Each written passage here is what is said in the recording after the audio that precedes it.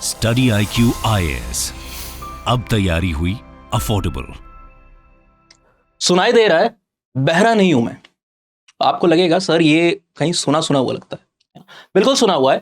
हाल ही फिलहाल में एक नई पिक्चर आई है, एक नई मूवी आई है जिसका नाम बेसिकली एनिमल है। रणबीर कपूर इसके लीड कास्ट के तौर पे है और इसका जब ट्रेलर आया, ऑफ कोर्स मूवी आने से कुछ हफ्तों पहले आएगा, उसको देखने के बाद उसमें जो ये मैंने अभी डायलॉग बोला, एक फादर और एक सन के बीच में कन्फ्रंटेशन है और उसमें ये जो डायलॉग एक्सचेंज हुआ, ये काफी लोगों को, भारत में कई सारे वर्ग एक ऐसा है जिसको ये पसंद आया, है ना। खासकर जो यूथ है देश का, उसको काफी पसंद आया। एक सेगमेंट ऑफ द सोसाइटी जिसने इसको काफी ज्यादा रिलेट भी किया, है ना। तो हम जब भी सिनेमा की बात करते हैं, एंटरटेनमेंट की बात करते हैं, जो कुछ भी आपकी सोसाइटी की रियलिटी होती है वो अक्सर पर्दे का माध्यम लेकर के, 70 mm का पर्दे का माध्यम लेकर के अपने आप को मैनिफेस्ट या फिर रिफ्लेक्ट कर रही होती है।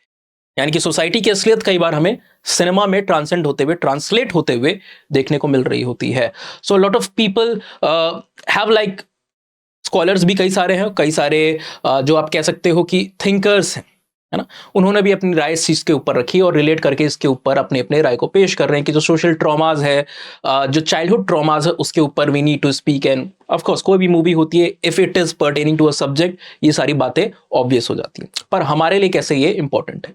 ऑलराइट, एंथ्रोपोलॉजी को जब आप पढ़ते हो, ह्यूमन की स्टडीज हम करते हैं या फिर सोसाइटी की आप स्टडी करते हो, तो वहां पर ये बिहेवियरल फ्रंट जो होता है, इसका एनालिसिस काफी ज्यादा इंपॉर्टेंट हो जाता है। सोशियोलॉजी, समाजशास्त्र, मानव शास्त्र यानी एंथ्रोपोलॉजी अक्सर ह्यूमंस को एक सोशल एनिमल के तौर पे डिफाइन करता है।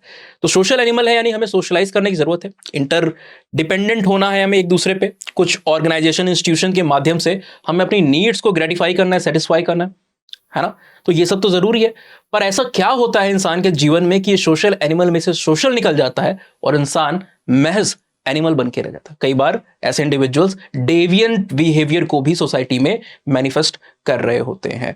तो नमस्कार, मेरा नाम है उत्कर्ष सिंह और इस पर्टिकुलर एनालिसिस में, इस पर्टिकुलर एंथ्रोपोलॉजिकल एनालिसिस में हम इसी कंसेप्ट को समझेंगे कि how the early experiences basically translate into the later behaviour. यानी इनिशियली आपकी लाइफ टाइम में जो एक्सपीरियंस, जो कि सुखद दुखद, अच्छे बुरे दोनों हो सकते हैं, how they basically manifest and shapes your personality in your growing up years. Anthropology में एक रिच लिटरेचर इसके ऊपर है, खासकर की जो वर्ल्ड वॉर 2 के समय से कोरस्पॉन्ड करता है।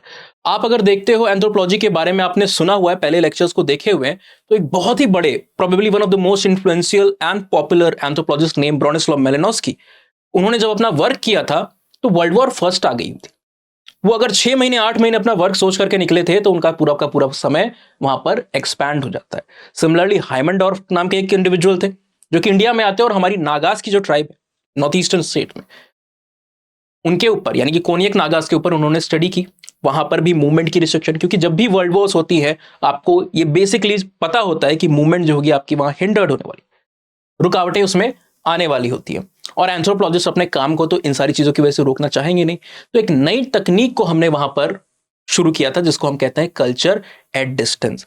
जो एनिमी नेशंस थे या फिर जिनको ऑक्यूपाई किया जा रहा था, फॉर एग्जांपल आप वर्ल्ड वॉर 2 में जापानीज ऑक्यूपेशन के बारे में बिल्कुल आपने वर्ल्ड हिस्ट्री में पढ़ा होगा, ठीक है। सो आपको जो बैकड्रॉप है ना, कल्चरल, सोशल, ये समझने की काफी ज्यादा नीड होती है फॉर मल्टीपल पर्पसेस, ठीक है। इंडिया की अगर आप बात करते हो, हमारे देश की बात करते हो, तो अंग्रेज जब आए, कॉलोनियल जब यहां पर आए, तो उन्होंने देखा कि कल्चर इंडिया का इतना डाइवर्स है, how we are going to manipulate them, how we are going to administer them, है ना, हम अपनी बातें इनसे कैसे मनवाएं। तो किसी को भी आपको अपनी बातें मनवानी है तो उनके बारे में पहले पता होना जरूरी है, और उनके बातों में स्टैटिस्टिकल क्वांटिटेटिव इंफॉर्मेशन नहीं, क्वालिटेटिव इंफॉर्मेशन आपको चाहिए। सोशियो कल्चरल बैकग्राउंड को समझना होगा, पृष्ठभूमि को समझना होगा, ऑलराइट, एस्पिरेशंस को समझना होगा। और यही करने के लिए ब्यूरोक्रेट्स के साथ साथ क्या किया गया, एंथ्रोपोलॉजिस्ट को देश के अलग अलग कोनों में, उत्तर, दक्षिण, पूर्व, पश्चिम, north east, west, south, anthropologist were assigned to various bureaucrats for better understanding the nature of the society, cultural backdrop of the society, है ना। और इसी वजह से उनको इतनी ज्यादा सक्सेस भी मिली। तो वर्ल्ड वॉर में भी यही हो रहा था। इनफैक्ट हम यही रीजन है कि कहते हैं कि एंथ्रोपोलॉजी को एक ऑप्शन के तौर पे अगर आप देखते हो तो वो सिर्फ आपकी इनिशियल जर्नी में आपको हेल्प नहीं कर रहा है ना। सबसे सक्सेसफुल ऑप्शनल है, होने दो, इंटरेस्ट बहुत आता है हर बच्चे को, क्योंकि ऐसी चीजें हैं जो कि कहीं भी आपको नहीं पढ़ने को मिलती है। तो कहीं पे आप पढ़ते हो दूसरे ऑप्शनल को लगता है कि ये तो बर्डन है, क्या क्या करना पड़ रहा है यूपीएससी निकालने के लिए। जब एंथ्रोपोलॉजी बच्चे पढ़ते हैं तो उन्हें पता नहीं चलता है सिलेबस खत्म हो गया, क्योंकि मोस्ट ऑफ द चीज एटलीस्ट 85% चीजें ऐसी हैं जो सबको इंटरेस्ट आती है। रैंक्स भी सबसे अधिक है, टॉपर्स एंथ्रोपोलॉजी से ज्यादा किसी पिछले 7-8 साल में किसी ऑप्शन ने नहीं दिए।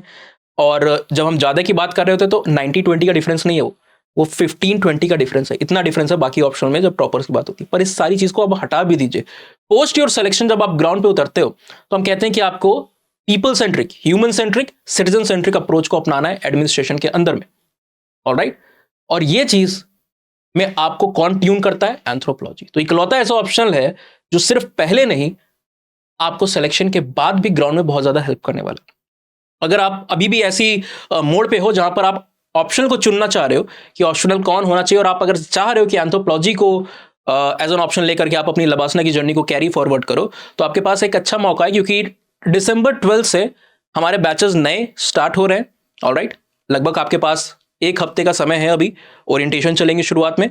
12 दिसंबर से आप बैचेस में ज्वाइन कर सकते हो, न्यू बैचेस में हमारे 15999 में आपको यहां पर शायद इतनी चीजें मिल रही हैं जिसको मैं अभी 1-2 मिनट में बता भी ना पाऊं। ठीक है, बेसिक आउटलाइन आपको बता देता हूं। क्लास के साथ रिकॉर्डेड लेक्चर्स मिल रहे हैं, 1.5 साल तक रहेंगे आपके पास। टेस्ट सीरीज मिल रही है, 2-4 नहीं, 8 sectional, 4 full length test papers आप दोगे। Value addition material, crux, class notes, PPTs, ठीक है, hand written notes and a lot other things. Model answers, synopsis के साथ आपको डिस्कशन भी देखने को मिलता है वहां पर। ठीक है, तो सारा कुछ 15999 में। पर ये 15999 ऐसे ही नहीं मिलने वाला है, एक कोड लगाना पड़ेगा आपको जब आप कोर्स परचेज करने जाओगे, है ना। जिस भी माध्यम से आप परचेज करते हो, आपको याद रखना है कि you use only this particular code, that is US live, है ना। इसको हम अस लाइव बोलते हैं।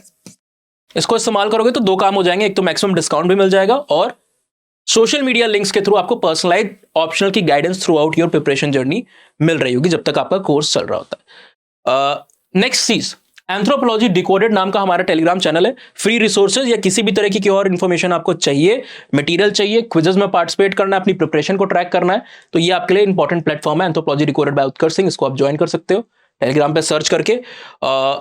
अगर ना मिले या फिर मुझसे कुछ और पूछना है, एनीथिंग, है ना, अबाउट एनीथिंग, आप उत्कर्ष सिंह _हेयर पे कम्युनिकेट कर सकते हो। नाउ कमिंग बैक, कि वर्ल्ड वॉर 2 के समय में एंथ्रोपोलॉजिस्ट को जब ये रिसर्चेस करनी थी, है ना, तो अब वो कैसे करेंगे? मूवमेंट तो कर नहीं सकते। फॉर एग्जांपल उनको जर्मन्स के ऊपर कल्चरल स्टडी करनी है, अब वो जा तो सकते नहीं है ना। हिटलर बाबा ने ऐसा माहौल बना दिया था, है ना, जिसके इम्प्रिंट्स आपको अभी तक देखने को मिल रहे हैं, यानी कि सेकेंड वर्ल्ड वॉर तक देखने को मिल रहे थे। ठीक है, तो पहले जो हुआ वॉर में, फर्स्ट वर्ल्ड वॉर में, वो तो हुआ ही, पर उसके इम्प्रिंट्स तो अभी भी छूटे हुए हैं, तो माहौल पूरा वैसा बना हुआ है। ऑलराइट, सो जब भी हम बात करते हैं कि आपको कल्चरल स्टडी करनी है, तो आप बेसिकली फील्ड में जाकर के करते हो, पर नहीं, एंथ्रोपोलॉजिस्ट ने इस समय एक नया तरीका ढूंढा जिसको उन्होंने क्या कहा? Culture at a distance. They called it, किस कलर से लिखते हैं हम? ब्लैक से लिखते हैं, कल्चर एट अ डिस्टेंस। यानी कि आप स्टडीज तो कर रहे हो, पर एक दूरी से कर रहे हो, बिना वहां पर गए आप कर रहे हो। ये कैसे पॉसिबल है?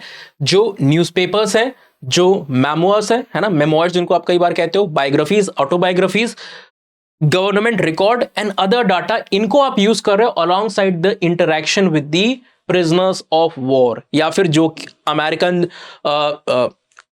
अमेरिका के अंदर में दूसरी जगहों के, जिनकी उनको स्टडी करनी है, दूसरी कंट्रीज के जो सिटीजन्स हैं, है ना, उनको आप वहां पर बेसिकली स्टडी कर सकते हो, उनको इंटरव्यू कर सकते हो, है ना। और ये ऐसे तो पॉसिबल था नहीं बिना गवर्नमेंट एजेंसी के, तो यूएस फेडरल स्ट्रक्चर को इन्होंने यूज करते हुए OWI का सहारा लिया। OWI क्या था? ऑफिस ऑफ वॉर इंफॉर्मेशन, जो कि उस समय बनाया गया था बेसिकली इन्हीं सारी तरीके की वर्क को कंडक्ट करने के लिए, कि आपको पता होना चाहिए कि आप किसके साथ इंगेज कर रहे हो, है ना। सामाजिक और सांस्कृतिक पृष्ठभूमि, cultural and social background, you have to know about them. Alright, तो खासकर इसको लीड करने में एक बड़े एंथ्रोपोलॉजिस्ट जिनका नाम है, अभी हम फोटो भी दिखाएंगे, डिस्कस भी करेंगे, रुथ बेनेडिक्ट, इनका काफी ज्यादा रोल रहा, और इन्होंने ही एक तरीके से OWI के साथ जुड़ करके एक पायनियरिंग वर्क को यहां पर रखा। अब इनके साथ बाद में और भी लोग यहां पर जुड़ते गए। फॉर एग्जाम्पल हम कहते हैं मार्गरेट मीड, है ना, जिनके एथनोग्राफिक फिल्म्स बहुत ज्यादा फेमस हैं, ये भी उसके साथ में आ गई। रोडा मैट्रॉक्स का आप नाम ले सकते हो। एंड जोफ्री गोरर जो हैं वो भी अपने वर्क को यहाँ पर कंडक्ट कर रहे थे साइमल्टेनियसली। यहाँ पर आप गोरर साहब की इमेज देख रहे हो, ऑलराइट, और ये रुथ बेनेडिक्ट और मार्गरेट मीड की इमेज आपके सामने है। अब इन्होंने लोग ने जो काम को किया उसको इन्होंने कैटेगोरिकली क्या कहा कि नेशनल कैरेक्टर स्टडीज कर रहे हैं हम। ये क्या है? नेशनल कैरेक्टर, क्योंकि आप एक राष्ट्र के पीछे छुपा हुआ एक कॉमन पर्सनैलिटी ट्रेट ढूंढ रहे हो। फॉर एग्जाम्पल, वो पर्सनैलिटी ट्रेट हो सकता है you are very submissive, you are very aggressive, you are very tolerant, you might be intolerant. तो despite the diversity, different socio cultural background, people of a particular nation, as per this school of thought, share a common personality trait that is deep down engineered in their behavioral aspect, है ना। उनके cognition में, उनकी personality में वो engineer रहता है, भले इंसान को पता हो ना पता हो। और सब के सब एक राष्ट्र के अंदर में इंडिविजुअल्स एक कॉमन पर्सनालिटी ट्रेट को वहां पर मैनिफेस्ट कर रहे होते हैं। और इसी कॉमन ट्रेट को जानने की कोशिश कौन कर रहा था? नेशनल कैरेक्टर स्टडीज के स्कॉलर इसको जानने की कोशिश कर रहे थे, जिनमें से ये कुछ 3-4 फेमस नाम है। और भी कई सारे लोग थे, पर these were the pioneering and leading figure. यहां पे जो आपके स्क्रीन पे मेरे लेफ्ट हैंड साइड पे जो इंडिविजुअल आपको देखने को मिल रहे हैं, गोरर साहब, इनका एक बहुत ही ज्यादा इंपॉर्टेंट यहां पर रोल आ जाता है। ऑलराइट, इनका यहां पर बहुत ज्यादा इंपॉर्टेंट रोल आ जाता है। कैसे? गोरर साहब ने रशियंस की पर्सनालिटी को, जोफ्री गोरर साहब ने रशियंस की पर्सनालिटी को डिकोड करने के लिए स्टडी की, और उस स्टडी को नाम दिया स्वेडलिंग हाइपोथेसिस। ठीक है, स्वेडलिंग क्या होता है? अगर आप अभी जाकर के गूगल को खोलो, इमेज को देखो, स्वेडलिंग इज बेसिकली अ प्रोसेस और अ फिनोमेना जहां पर बच्चे को टाइटली एक क्लॉथ से आप रैप करते हो। जब छोटा बच्चा होता है ना, तो वहां पर थर्मल रेगुलेशन, बायोलॉजी में अगर आप जाइए, थर्मल रेगुलेशन जो कि मैमल्स का एक फीचर है, वो उतना ज्यादा प्रोमिनेंटली प्रेजेंट नहीं होता, है ना। तो बॉडी में टेम्परेचर फ्लक्चुएशंस हो रहे होते हैं, ठंडी हो सकती है, और ठंडी से खांसी आपको, बच्चे को नुकसान पहुंच सकता है। तो इस ऐसी चीज को कंट्रोल करने के लिए हमारे पास एक कल्चरल एडेप्टेशन है, सांस्कृतिक माध्यम है, जिसमें आप बच्चों को क्या करते हो, एक टॉल से या फिर एक क्लोथ से टाइटली आप रैप करके रखते हो। ठीक है, सुरक्षित रखते हो आप वहां पर, क्योंकि बहुत नाजुक है बच्चा इन्फेंसी की हालत में, जो उसका जस्ट अभी लाइफ टाइम शुरू हुई है। ये प्रैक्टिस जो है, ये हर एक कल्चर में प्रिवलेंट है, दुनिया भर के मोस्ट ऑफ द कल्चर में प्रैक्टिस प्रिवलेंट है। बट गोरर ने बताया कि यहां पर अगर आप देखते हो, जो एवरेज एज है स्विडलिंग की, ऐसे रैप करके, है ना, wrap child with cloth tightly, लिख दूं ताकि आपको बाद में हेल्प मिले।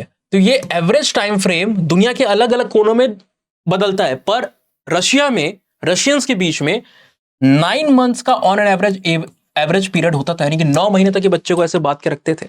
तो इनका मानना है कि ये जो अर्ली पर्सनैलिटी है, उनकी जो ग्रूमिंग है ना, ये जो उसके साथ एक्सपीरियंसेस हो रहे हैं, ये उनकी लेटर पर्सनैलिटी में भी ट्रांसलेट होते हैं। And despite the authoritative regime, आप देख रहे हो वहां पर स्टालिन का जो रिजीम है, अथॉरिटेटिव रिजीम जो है, या फिर किसी भी तरीके की जो एट्रोसिटी है, जो बाहर वाले को लगेगा कि ये तो एट्रोसिटी है, कोई ये सारी चीजों को कैसे झेल सकता है बिना प्रोटेस्ट किए, तो ये अथॉरिटेटिव रिजीम को सहने का, इसको बियर करने का, बर्दाश्त करने का जो एक्सपीरियंस है ना, वो उनकी पर्सनालिटी में आ चुका होता है। यानी कि बचपन में उनको इतना प्रोटेक्टिव, सेफ और चीजों को इतना दबा के रखा, उनका जो अपब्रिंगिंग हुई वो उस तरीके से हुई कि ये चीज उनके बाद के पर्सनालिटी में भी ट्रांसलेट हो रहा है।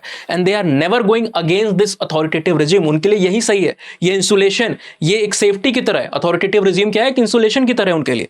And they will never protest against it, है ना, क्योंकि उन्हें वो आदत पड़ी हुई। तो बाहर आप देखो, गोरर साहब कहते हैं कि आप अमेरिका में जाकर के देखो, या दुनिया के कई सारे और एडवांस कंट्रीज में, प्रोग्रेसिव कंट्रीज में जाते हो, तो वहां पर एक लिबरल एटीट्यूड है, वहां पर अथॉरिटेरियन बिहेवियर को नहीं माना जाएगा। पर रशियंस के बीच में ऐसा केस नहीं है। उनकी जो ब्रिंगिंग है, जो स्वेडलिंग हो रही है, दैट इज बेसिकली रिजल्ट। अब कई लोगों ने इनके स्टडी को, इनके इस वर्क को क्रिटिसाइज भी किया, मजाक भी उड़ाया उसका, और कहा कि भैया, कई लोगों ने तो उसको डायपरोलॉजी कहा। डायपर होती है ना, डायपरोलॉजी कह दिया इनके वर्क को। पर मार्गरेट मीड जिनकी आपको हमने अभी फोटो दिखाई, मार्गरेट मीड इनके वर्क को सपोर्ट करती हैं और इनफैक्ट उसको और भी ज्यादा आगे लेकर के चलती है। इवन अगर आप देखते हो मार्गरेट मीड का इनिशियल टाइम फ्रेम, ये जो हम बात कर रहे हैं OWI के अंदर में जो वर्क चल रहे हैं, ये 42 से लेकर के जून 1942 से लेकर के सितंबर 1945-46 के आसपास तक चलते हैं, है ना। 3 से 4 साल का टाइम फ्रेम होता है। बट मार्गरेट मीड ने इससे कई सालों पहले 1928 में ही अपने एक work coming of age in Samoa में इस चीज को एक्सप्लोर किया था कि कैसे पर्सनैलिटी, कैसे लोगों के कल्चर जो होते हैं वो उनकी पर्सनैलिटी को शेप कर रहे हैं, इन्फ्लुएंस कर रहे हैं।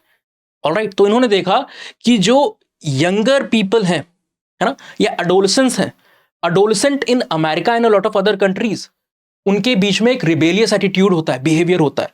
वो हर चीज पे चिड़चिड़े हो जाते हैं ना, बहस करते हैं, और खासकर एल्डर से उस समय सही से बात नहीं करते हैं एक पर्टिकुलर एज में, एडोलेसेंस में। तो ये जानना चाहते थे कि is it about the age, क्या ये एज की वजह से ऐसा हो रहा है? Lot of changes are there, hormonal changes and all of other changes. So is it the hormonal changes and the biological aspect that is shaping this thing, or is it the cultural aspect that is reflecting this behavior, है ना। तो समोअन्स, शायद जो आप अगर wrestling को देखते हो तो there is a wrestler, I think movies भी करते हैं, रॉक, है ना, ड्वेन जॉनसन शायद नाम है उनका पूरा। तो समोआ से आई थिंक कुछ लोग ने बताया मुझे, मैं एक बार लेक्चर ले रहा था बच्चों के साथ, तो उन्होंने बताया कि हाँ सर वो भी वहाँ का है। तो समोअन्स के बीच में भी आपको जब इन्होंने रिसर्च की तो उन्होंने देखा समोअन्स जो गर्ल्स हैं, एडोलेसेंट गर्ल्स हैं, उनके बीच में रिबेलियस एटीट्यूड, ये troublesome personality traits during the adolescence नहीं देखने को मिलता है, क्योंकि उनका कल्चर का जो कॉन्टेक्स्ट है, जो कल्चर का स्ट्रक्चर है, वो काफी ज्यादा काम है, ओपन है, लिबरल है ना।